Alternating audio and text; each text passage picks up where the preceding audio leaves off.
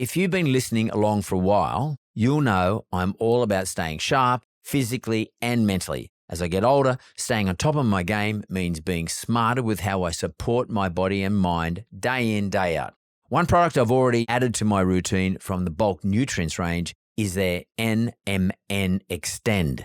It's a science-backed blend of 10 powerful ingredients, including NMN, resveratrol, and hyaluronic acid. Now, this is designed to support everything from energy and muscle recovery to skin hydration, joint health, and even mental clarity. And by the way, I need all those. Whether I'm powering through a busy week or just investing in my long-term health, NMN Extend help me stay ready for whatever's next. And believe me, it tastes pretty good too. Head to bulknutrients.com.au and see why NMN Extend might be the edge you just been looking for.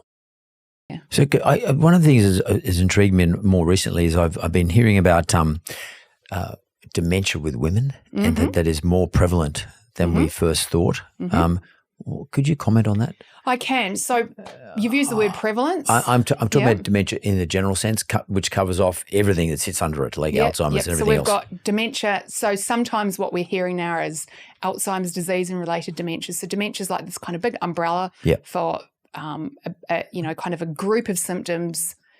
And Alzheimer's disease is one of the main cognitive decline. Let's call it that. Well, no, because it's different. Cognitive decline is different. I meant that. Okay. So is that a? Well, you go. Well, because we've got to do our definitions. That's important. Yes. So we have to be really clear and precise about what we're talking about. That's just to be pedantic, or else we but that's why neuroscientists go down the are wrong here. path. That's what a neuroscientist does. Yeah, that's the science of this. So we've got dementia as the umbrella term for the symptoms, and Alzheimer's disease is one of the main causes of that. And it's important because there are other types of dementias like vascular dementia, frontotemporal dementia, and some of these types of dementias, the prevalence is greater in men than in women. But overall, we tend to focus on we're typically talking about Alzheimer's disease.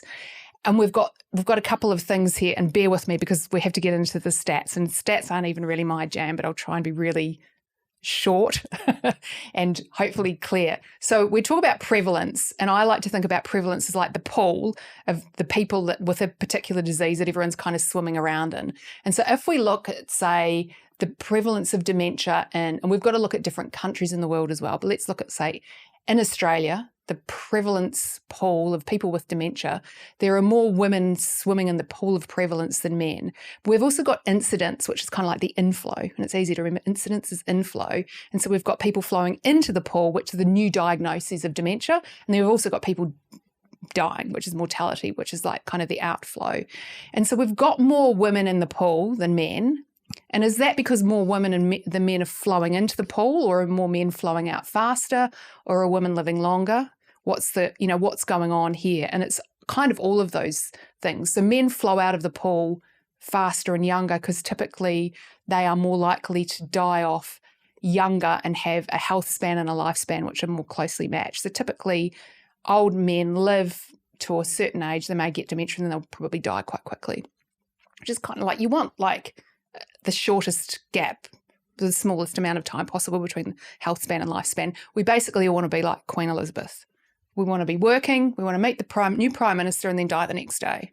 That would be everyone's ideal. You don't want to have 10 years in a nursing home, right? You don't want to do that. You want to live like the Queen did. She also had 4 kids. She was also very, very wealthy. She's like kind of like if you had to design a brain health scenario, the Queen would be it. Socioeconomic privilege being one of the things up there, all of the healthcare in the world, etc. So we've got prevalence and incidence. If we look at incidence in Australia, so we look at people in their 70s and 80s, the inflow of males and females in Australia is kind of similar. So we've got the same numbers of people in their 70s and 80s flowing into the prevalence pool. It's not like there's way more women flowing in. All of a sudden. There's similar numbers flowing in of the new diagnoses. And diagnosis is also kind of confusing because different people are going to get diagnosed at different points in their life or different points in the disease process. Maybe they're in aged care, maybe they're already in hospital, maybe, they're still living at home. So that incidence is also kind of going to be skewed one way or another. It's only once we get up into our 90s that there's more women flowing in. And then we've got more men have flowed out. So there's more women overall in the pool. And what's interesting is if you look at in different parts of the world, the incidence is the rate of inflow is very, very different. So if you go to very low income countries, there's way more women flowing in at younger ages into that prevalence pool than men. So there's even more women floating around in the prevalence pool than there are men, but they're all flowing out at a much younger age than in a healthy, wealthy country like Australia. The women are too, yeah. So it can't simply be about biological sex if the inflow rate differs in different parts of the world. And in fact, what we're seeing over time in healthy, wealthy countries is that the inflow is actually slowing down. So more people are living longer, they're not flowing out as quick, but the inflow is slowing down, and that's because we're getting better at treating a lot of the diseases that cause dementia.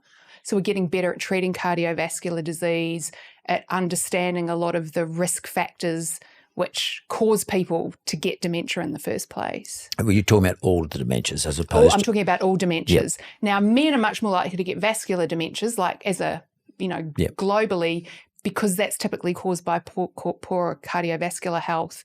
And historically, men have drunk more and smoked more. And, had more stressful jobs, particularly when they were young, particularly like men in the 30s, 40s and 50s than now. There was more kind of, they had a tougher life. So we see when we look, we have to almost take a global perspective and understand incidence and prevalence, because if we just go, there's 2 women in the pool for every 1 man, then we sort of default back to, well, there must be twice as much risk. Well, there is, but we've got to understand inflows and outflows. Yeah, that makes sense. Yeah, and so I'm not very, I need to practice saying this in a more succinct way. So then we can sort of start winding back and go, well, what might cause the inflow to be different? And, we know women live longer. That's why there's more of them floating around in the pool. And what causes women to live longer? Well, we're not entirely sure. Maybe it's to do with the fact we've got 2 X chromosomes. And how? Yeah, males have got 1 X and a Y, and we've got 2 X's. And so maybe there are some, genes coding for certain factors, proteins, and genes code for proteins, which may have some kind of knock-on effect for health. And if there's a fault in one of the chromosomes, we've got a backup chromosome. Men haven't got a backup chromosome. So maybe that accounts for some of the longevity.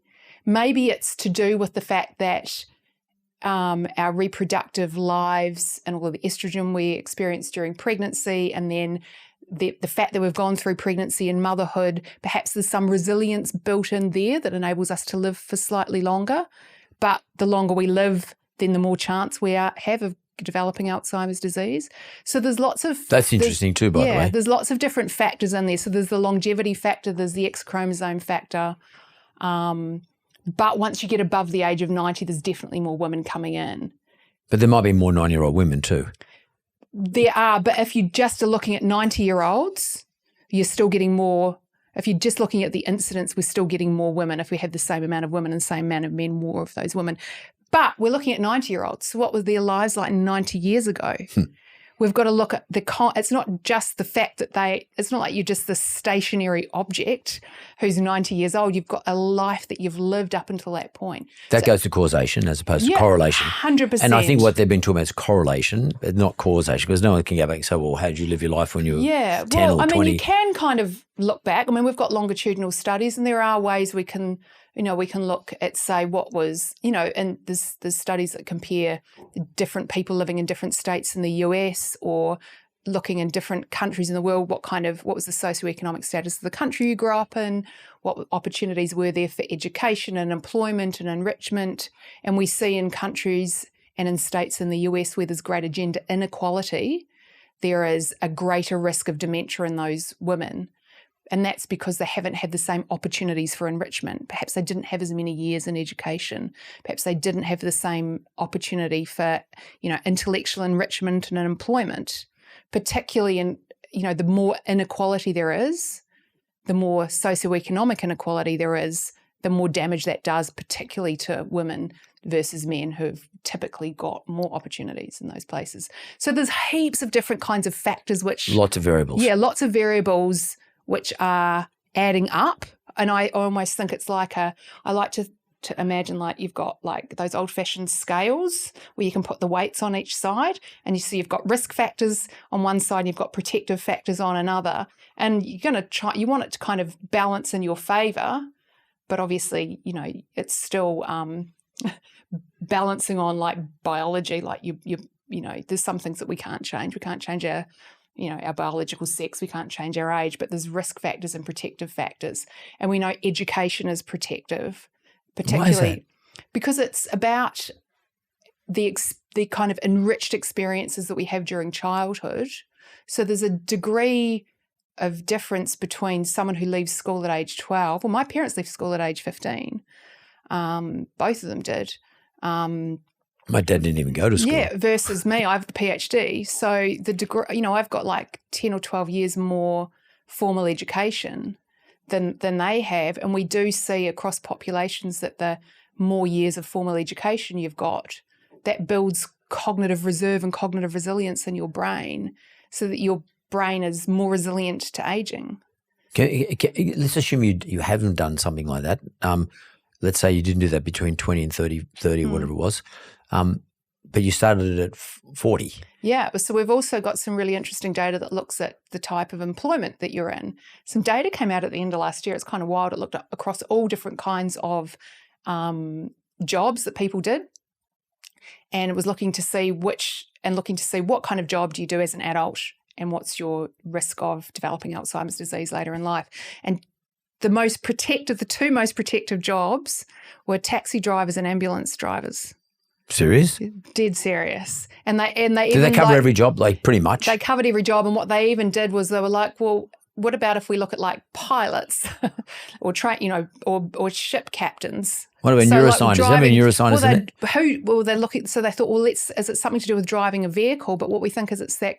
And so if you think about and this is not a modern day Uber driver with his iPhone, but like a London cabbie, say, or an ambulance driver who is constantly having to react and respond and problem solve, and it's very, very cognitively engaging. And you think about what our brains evolved to do was to navigate and move us through the world. They didn't evolve really for us to sit on a computer and think about neuroscience. They evolved so we could navigate and search and seek and find and problem solve. And that's what our brains evolved to do, was to navigate around the world, move this body and navigate it around the world and solve complex problems.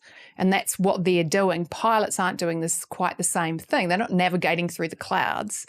They're not having to turn corners and so those two professions came out on top, and they even in comparison to other vehicle drivers.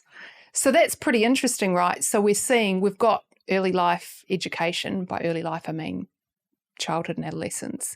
But then the degree with which you continue to stimulate your brain in your career is, again, another important way in which we would build up cognitive reserve and kind of keep challenging your brain and using it and getting it to do things that, is a little weight on the protection scale. It's not going to stop you getting Alzheimer's disease, but that's another little weight you can put on the protective side of the scale. On the cognitive reserve, Sarah, if you don't mind for just 1 second,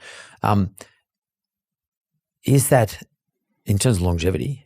Because if you've got cognitive reserve, you've got more, crudely, you got more protection against early onset, for example, like just protection. It doesn't mean it's not going to happen. You've got more on the weight of your scale.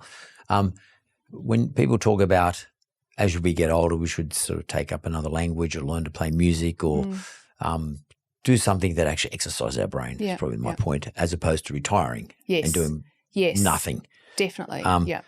Is continuing to build your cognitive reserve or maintaining your cognitive reserve in terms of longevity and lifespan, health span as well, or probably health span, probably more importantly, is that a thing that a neuroscientist like yourself would recommend? Absolutely. 100%. And what are the sort of things we're talking about? Like, we're not going to start driving a cab, but like around London, Yeah, that would be great if that's what we all did. I think anything that challenges you in multiple ways, it's not just enough to do Sudoku or not just enough to do crosswords. Like, do them, and also do other things. And for example, what else? Like, and if we can do things which engage your brain with other people and perhaps enable you to move. So, I mean, physically. Yeah, my when I wrote my first round of the Women's Brain book, I kind of got to the end of that and I thought, oh my goodness, I've spent a whole year sitting at home by myself at my desk doing nothing with my dog, kind of worrying about what other people think about what I've written. So it wasn't a very good recipe for brain health. And I thought, I want to do the exact opposite of this. And luckily, the suburb I live in, up in the Northern Beaches, had just started a musical theatre group. Now, I cannot sing, nor can I dance, but I don't mind being on stage. I like a bit of a lecture. And so I joined that because that was the exact opposite. I was like with other people. I was singing and I'm lip syncing and learning to dance. Interacting and engaging and learning something new with people. It was the complete opposite of sitting at home writing a book. And it is just so fun and funny and such a joy to be engaged with that group of people. So there's things like that we can do, but not everyone's going to want to go and do musical theatre. I've got a book club. For a while, we became a walking book club because actually what we were doing most of the time was sitting around talking about what the house up the road went for, what price, and isn't that ridiculous? And then drinking too much wine and eating all the cheese. And then we thought we need to be a little bit healthier. So then we started training for the bloody long walks up and down the Northern Beaches. So we would become a walking book club. So we still talked about house prices, but we were walking at the same time. So finding ways to kind of challenge yourself and engage yourself that is fun and involves other people, I think is part of that. Most people who are still working and aren't retired are typically probably already doing enough.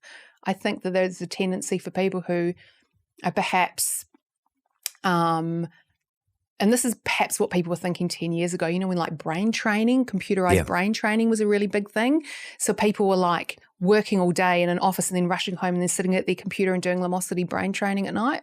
Biggest waste of time ever. What they should have been doing was going outside and playing pickleball or football or going for a surf or whatever, doing something physically and active. And the more engaging and fun and social the physical activity is as well. The social part of it's important. Yeah, I think the social part of it's incredibly important, yeah.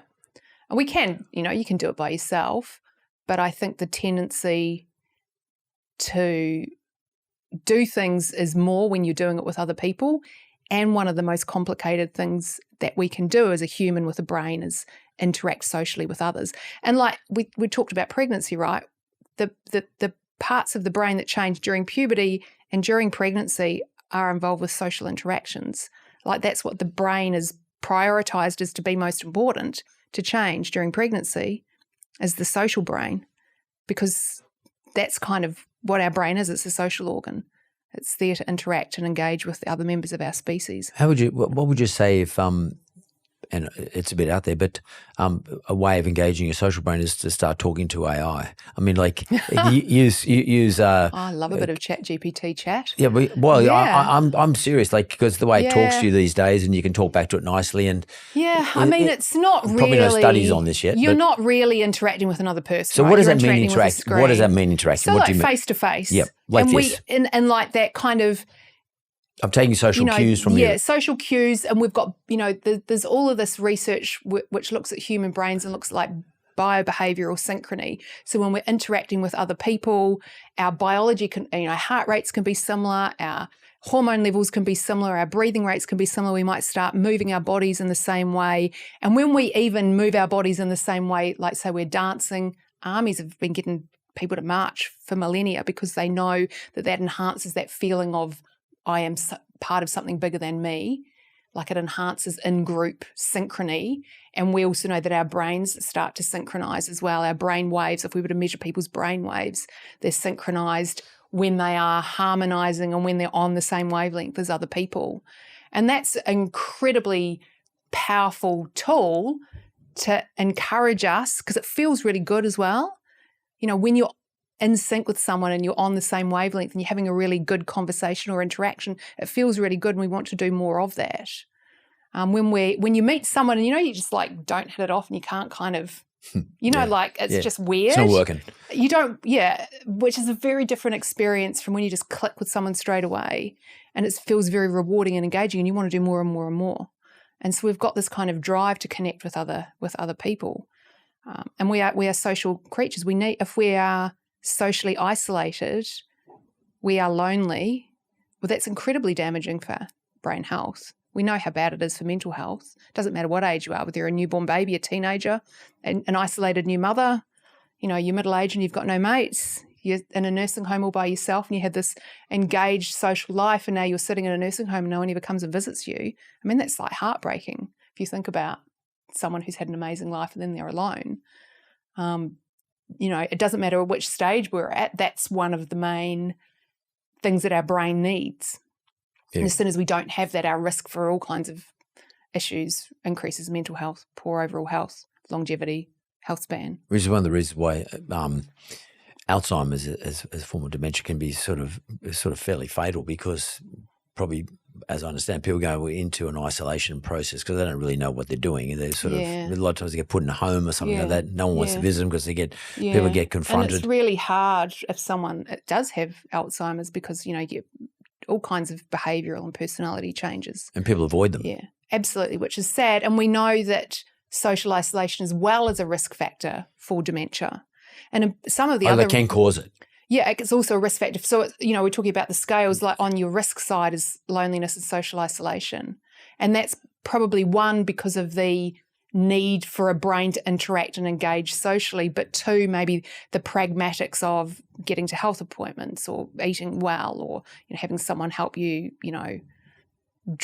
get dressed and be healthy and, get out the door and exercise, and all of the kind of things that we need to do. And we also know a couple of the other very, very sort of weighty risk factors for dementia and Alzheimer's disease. One, which is no one ever talks about, which is because it's very unsexy, is hearing loss at midlife.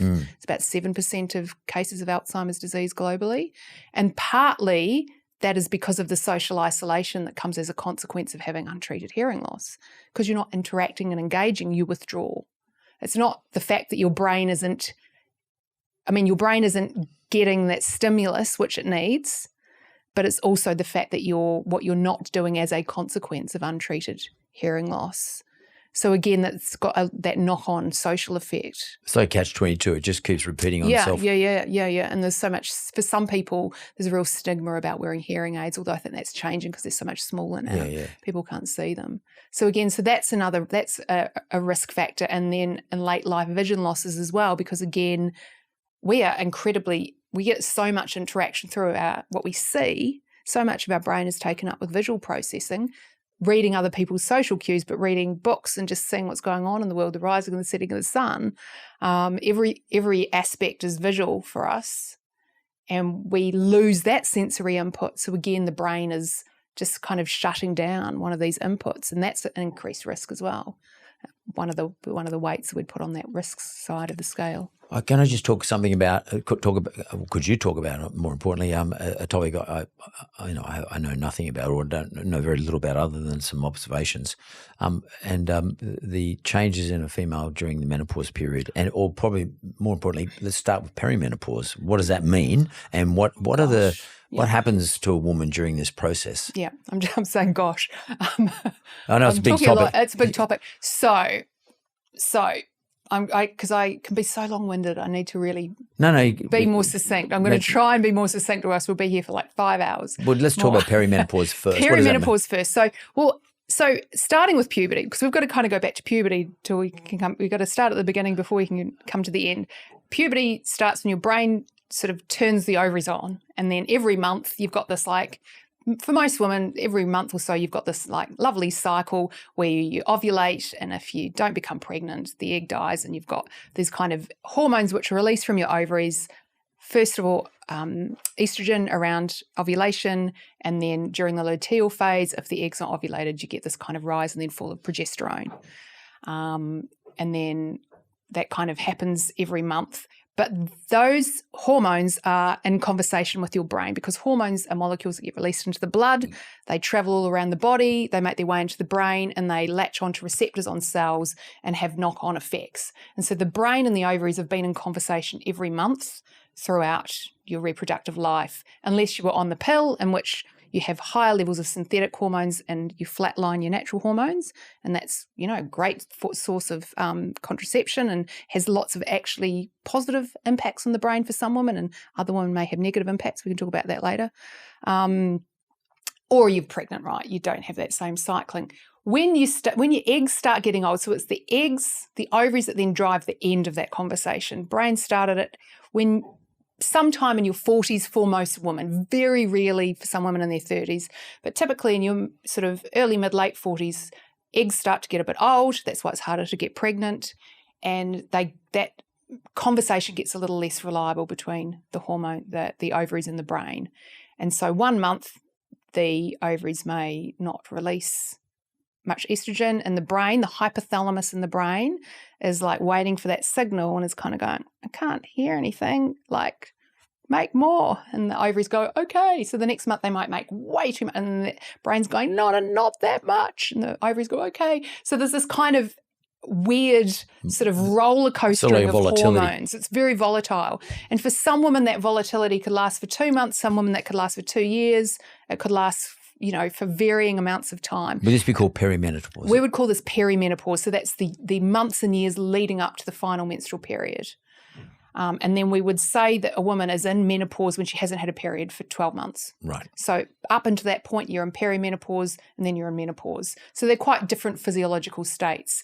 And one of the kind of the hallmarks of perimenopause is your periods get shorter and heavier, and then they start getting longer and then they fade away altogether. But in that time, you've got this massive hormonal flux. It's not that the estrogen's just dribbling away. It's like sometimes it's really high and sometimes it's really low. And so it's quite chaotic. And that's your ovaries responding to what the brain signals? The message from the brain. And the brain's responding to the message from the... So everything is as a feedback loop. Yep. So it's this conversation where they're shouting at each other and whispering and they're all over the place. And then eventually it all stops and then everything flatlines. This is all HRT aside. So what is happening is our body and our brain is responding to these changing levels of hormones. And not only is the brain saying, hey, to the ovaries, I can't hear you, too much, not enough, the brain is also responding to those changing levels. Now, what we understand most well is the role that the changing levels of ovarian hormones play in one of the most common symptoms, which is hot flashes or vasomotor symptoms. So hot flashes during the day when you get really, really hot and sweaty, or at night when you're asleep, and it's even worse because typically you're under your covers and then you're hot and sweaty. What causes the heat? So we know that in the brain there's the hypothalamus, which is the part of the brain that's, it's getting signals about hormone levels, but body temperature and, have you eaten, what's your blood pressure, what's your heart rate, etc. It's all those basic biological body functions. And there's like a thermostat in your hypothalamus with a top level and a bottom level. You've got one, I've got one, everyone's got one. For some reason, I'm not entirely sure why, in women, the levels of that thermostat can be tweaked by estrogen. And when the levels start kind of going all over the place, the neurons that are responsible for that don't function in the way that they should, and the thermostat kind of goes a bit narrower. The bottom can go up, so some women can get more susceptible to cold, and the top goes down. So normally what happens when your body temperature gets too hot and it hits the top level of the thermostat, and you and me and everyone of every age, then you behave in a way to cool down. Well, there's a physiological response. So when you're really hot, you start to flush. So your body's trying to dissipate heat through your skin. So you get red, your blood vessels dilate, and you also sweat because that helps that cooling process as the sweat evaporates. And then you might behave in a way where you start going, oh gosh, I'm a bit hot, I'll take my jacket off, whatever. And opposite when you're cold. But when you're going through perimenopause and that level is gone down, your body temperature doesn't need to rise very much before it hits that top level. And then your hypothalamus is like, whoa, panic stations, it's hot in here. We need to cool down quick. And it has this almost like a panicked response. So you get this massive, like rapid heat dissipation and sweating. So women just suddenly get this big like kind of heat all through them, and you can feel it all the way down through your legs. It's because part of that's a sympathetic nervous system response, whereby your sympathetic nervous system is dilating your blood vessels, and it's also sending a signal to your adrenal glands and your kidneys to release adrenaline to facilitate that kind of process as well. So we know that is set by estrogen, because with hormone replacement therapy or menopause hormone therapy, when you put it back in, the thermostat rises and you become, that sensitivity is gone. So because you can reach up, is it because the hot temperature, like the top temperature? Yeah, the top has gone back up. Goes back up. So you've got it kind of resets. more range. So you've got more range in which you can function normally, like how you would or how a teenager would or, you do when you're, in your younger years. And we see that thermostat being tweaked, like particularly postpartum and when you're breastfeeding, that thermostat is tweaked. And you get you can get really, really sweaty like when you're breastfeeding because that thermostat is being tweaked. So we do know it's hormone sensitive. When you say you're more hormone sensitive because you've got much more estrogen in your system when you're breastfeeding, for example. No, you've got less estrogen. You've come off the highs of estrogen that you had when you were pregnant, and it's gone down. And you're almost kind of withdrawing from estrogen. So it's more so to do with when you've got the less estrogen. But through perimenopause, you've got this kind of roller coastering, so it's coming and going. So the system's not kind of getting to the point where it can reset yet because it's going up and down and up and down. It's not like it's flatline. And typically then once estrogen levels flatline, then over time, and I don't know why it takes so long, in some women it can last for 7 years, this sort of vasomotor symptoms. It'd be nice if the brain reset a bit quicker, but for some reason it's not. Once the brain kind of weans off estrogen and gets used to its new state, then the thermostat doesn't require, it kind of resets without the estrogen. But what you can do is use estrogen in the meantime, or else you could have 7 years of, up to 7 years in some women of these vasomotor symptoms. This is what you call HRT. HRT, you're putting the hormones back in. The knock-on effects of and this is where there's all these chicken and egg scenarios and all of this arguing and debating about whether any of the other symptoms that we see as a result of perimenopause, the roller coastering, and then the flat line after menopause, things like what we would call women describe as brain fog, women just saying they're feel more vulnerable to anxiety and depression and other kind of emotional instability, just feeling irritable, whether that is a direct result of the hormones on the brain or whether it's some knock-on effect of the vasomotor problems, in particular how they disrupt sleep. I'm slightly in the camp of, because sleep is just so fundamentally important, and I know that thermoregulation and sleep are really intimately entwined. So we know that hot flashes disrupt sleep significantly. You could have like 10 hot flashes or night sweats overnight and wake up 75% of the time. And if you're not I'm a good sleeper. I sound like, makes me sound like I'm talking about a baby. But if you're someone who sleeps really well, you may just wake up and go back to sleep. But perhaps you're someone who's always suffered from, you're not a good sleeper, you have insomnia, you could wake up once and never get back to sleep. So if you're having your sleep disrupted by waking up because you're sweating and you have to throw the covers off to cool down, night after night, week after week, month, year, of course, inevitably, almost without question, you're going to be more emotionally unstable, you're going to feel foggy, your memory's going to be impacted, you're just not going to feel like yourself. You're not going to be able to run, as a human the way that you used to. We've also got women who perhaps aren't necessarily waking up and knowing it at night.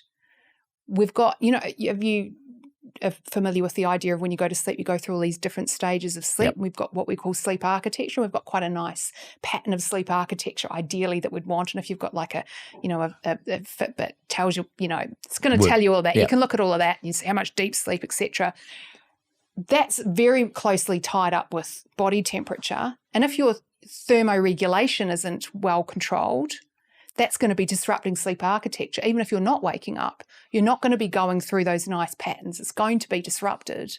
So even if you're not waking up and knowing it, it's still disrupted. And so that's perhaps going to have knock-on effects. You might not be waking up, but you might not be having enough REM sleep or deep sleep. All of those different levels of sleep that you should be getting. So then it's almost inevitable that you're going to perhaps suffer with being able to regulate your emotions, and so you feel moody and irritable. You're going to be feeling, foggy and forgetful. Not on your game.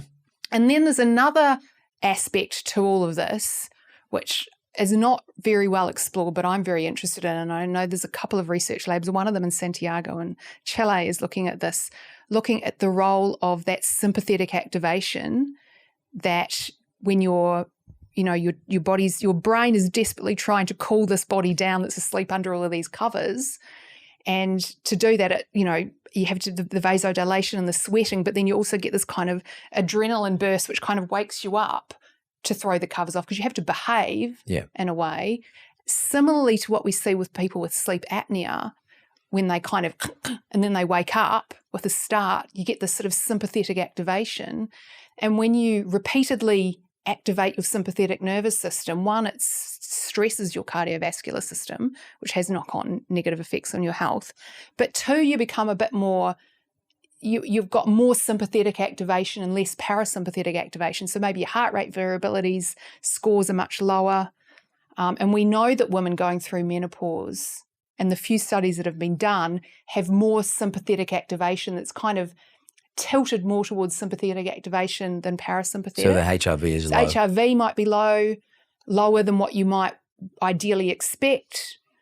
And that has this really interesting knock-on effect whereby if you're constantly, you're more sympathetic, you're more hypervigilant, you're wired and you're tired, and that feels very disruptive to your body, and that feels like anxiety. And that's almost like there's a biological underpinning there to women feeling, I'm wired and tired and I'm worried. And when you have a nervous system which is hypervigilant, your brain just starts to fill in the gaps. If you're kind of feeling, and people, I don't know whether you drink, I sometimes drink far too much, but it's kind of fun too. But you wake up the next day and you've got like that hangxiety. Yeah.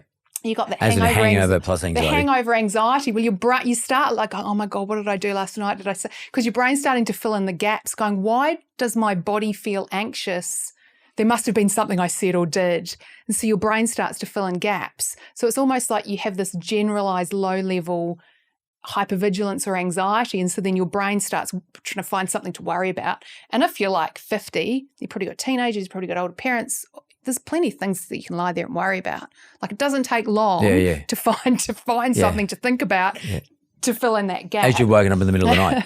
Yeah, you wake up in the middle of the night or even during the day. So you've got this kind of almost anxious nervous system that's because you've had this constant sympathetic activation from all of the hot flashes. And that's why some women's first symptoms that they start to report are feeling more anxious and worried. Panic.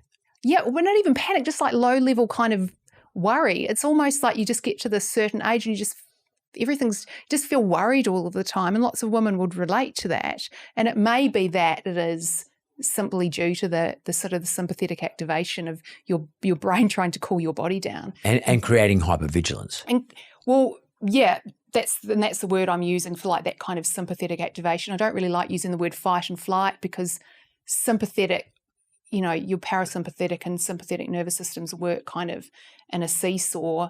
They aren't only on or off when you're in fight or flight. I mean, your sympathetic nervous system activates to raise your heart before you stand up so you don't faint. That's not fight or flight. That's just at its extreme level. So there may be, that may underlie some feelings of anxiety as well. So there's a whole host of brain-body changes that are going on here that we don't, and this is, we're just beginning to kind of explore and understand what is happening at this point in the lifespan. But I think sometimes there's some really interesting physiology that might help women understand a little bit more about why they think or feel or behave in a certain way. And if we understand that, it feels less catastrophic, it feels less scary, it feels less, oh, it's just me. My husband's saying, why are you worrying all the time? There's a real reason behind that. And then what are all the things we can do to support our brain and our body and our nervous systems? How does HRT, I mean, is it the magic pill, so to speak? I don't think it is for everything and everyone, but we know it's very good for treating vasomotor symptoms because it resets the thermostat. And I suspect if you start with the HRT if you want to and you haven't got risk factors and you've decided it's the right thing, earlier rather than later, less of perhaps the brain fog, the anxiety, the depression, the insomnia may become less embedded because once you start waking at night constantly, then that can turn into insomnia, which can be reinforced psychologically. Insomnia reinforces insomnia. But if you kind of treat the waking up at night before it turns into something more, the thing is, we know estrogen works really well to treat the vasomotor symptoms, but we don't have as good a evidence to say every woman that experiences depression needs to be on HRT, everyone with anxiety needs to be, every woman with brain fog needs to be, because I think there's the feedback loops and the ecosystem in which we're existing is more complicated than that. Sarah, can I ask you 3 questions, like just quick ones? What are the top 3 things that protect our brain as we age? Gosh, I think sleep, which is hard for some people to come by. But if we can work towards protecting our sleep, social connection. I don't think that matters what age we are, that connecting with other people is fundamentally important. And then I don't know whether you'd find this in the literature, but I sometimes feel like health and well-being has got a little bit pious and it's not much fun anymore. And I think we all need like a little bit of a sense of humour and some joy. That's very interesting. Don't take it too seriously. Yeah. My second question is, what's the one thing you wish everyone knew about their brain? That I think in particular when it comes to the female brain, let's not start from the point that it is broken. And we always need to be explaining dysfunction and dysregulation and emotional instability and decline, that brains are flexible and adaptive and responsive across the lifespan. And the more we can do to support them instead of assuming that there is something wrong, the better off we'll be. Bravo. And what's the secret to a long health span? I guess we're talking about brain-wise. Yeah, I mean, to be completely honest, having a good socioeconomic start to life is probably one of the keys, and that's not something each of us individually can work towards. That's kind of more of a social problem. But I think throughout the lifespan, social infrastructure, social architecture, the relationships that we have around us are the key indicator in terms of brain health outcomes. You just covered so much. It's crazy. Sorry. Oh, no. Please, no. I want to thank you because we've actually spoken for a lot longer than I expected we would do. And you've covered some huge topics, and I really appreciate the sort of, your insights come off the back of all your research and all your years of doing this sort of stuff. Let me just say that I am not the researcher. I'm the science but you read communicator. And so much of the work that I have done is because of all of the other scientists, and most of them are women, who have done all of the research, and I'm just translating their work for them. But that's important. Which is important, yeah. So when I say research, I'm not the one at the coalface meeting with the patients, working with the rats, crunching the numbers. I'm just translating the research. Reading their papers. I'm bringing it out into the world. So I have to thank them for the work that they've done. Yeah, but Sarah, they have to thank you for putting their work into the book. It's a symbiotic relationship. Because, to be honest with you, that research at a academic level sort of sits in, medical publications, and a lot of times never reaches normal people like me. And there's a few really good researchers out there, but a lot of them are too busy as well to be doing the translation, the science communications. And I'm just lucky I get to kind of sit in the middle.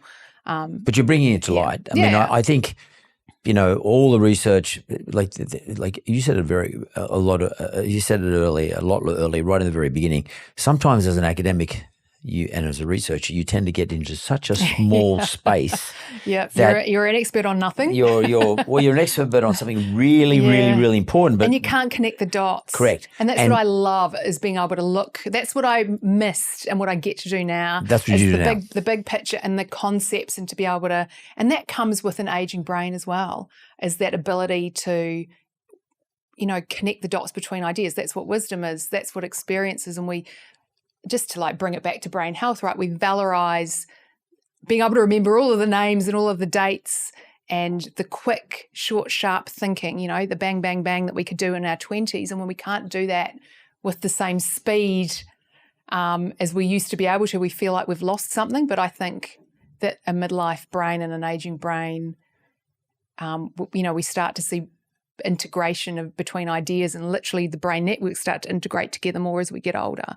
Build the whole story. Yeah, and that's what I feel like I'm kind of at the point in my career of being able to do. But I have to credit the people who have done the work, and we need to fund them more.